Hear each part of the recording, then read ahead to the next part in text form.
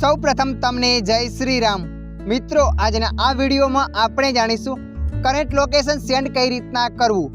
હા મિત્રો, તમે પણ વોટ્સઅપની અંદર કોઈ પણ વ્યક્તિને લોકેશન મોકલવા માંગો છો તો આ વિડીયો તમારા માટે।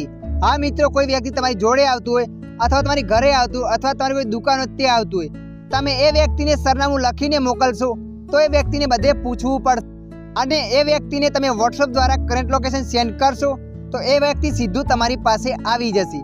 તો આ વિડીયોમાં આપણે જાણીશું વોટ્સઅપમાં કરંટ લોકેશન કેવી રીતના મોકલવું। તો ચાલો આપણે વિડીયોને શરૂ કરીએ। હજુ સુધી તમે વિડીયોને લાઈક નથી કર્યો તો વિડીયોને લાઈક કરી દેજો અને અમારી ચેનલ પર તમે નવા આવ્યા છો તો ચેનલને સબસ્ક્રાઈબ કરી દેજો, કેમ કે આવા ને આવા માહિતીવાળા વિડીયો તમને મળતા રહેશે। વોટ્સઅપમાં કરંટ લોકેશન મોકલવા માટે સૌપ્રથમ તમારા મોબાઈલમાં પ્લે સ્ટોર એપ પર જઈને વોટ્સઅપ એપ્લિકેશનને અપડેટ કરી લેવાની છે। તમે વોટ્સઅપ એપ્લિકેશન અપડેટ નહીં કરો તો કરંટ લોકેશનનું ઓપ્શન નહીં આવે।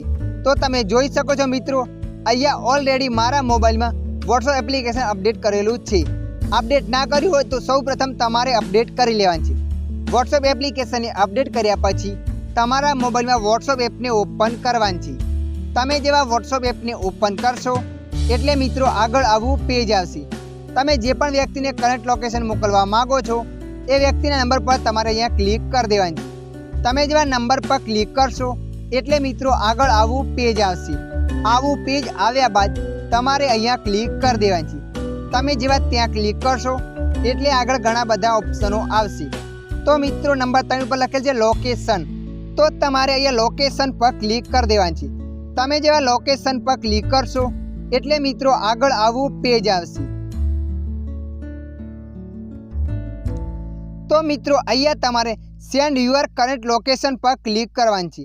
તમે જે સેન્ડ યુઅર કરંટ લોકેશન પર ક્લિક કરશો ત્યારે એ વ્યક્તિને લોકેશન સેન્ડ થઈ જશે।